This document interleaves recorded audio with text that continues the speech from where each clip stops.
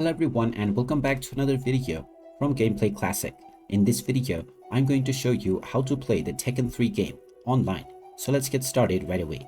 First of all, open up your web browser and now you can either use your search bar to search for Tekken 3 online, and from the various different search results, you might find links from retro games as well as arcade spot. There are various different options to play this classic PlayStation 1 game online. So choose whichever option you wish to use from the various online platforms.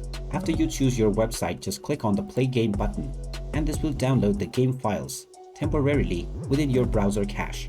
Once the game data has been downloaded, the game will now start to load within your browser itself, and you can check the control settings by clicking on the appropriate options and set up your controls.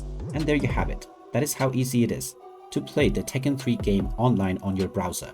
If you find this video helpful, make sure you hit that like button and subscribe to our channel if you haven't done so already.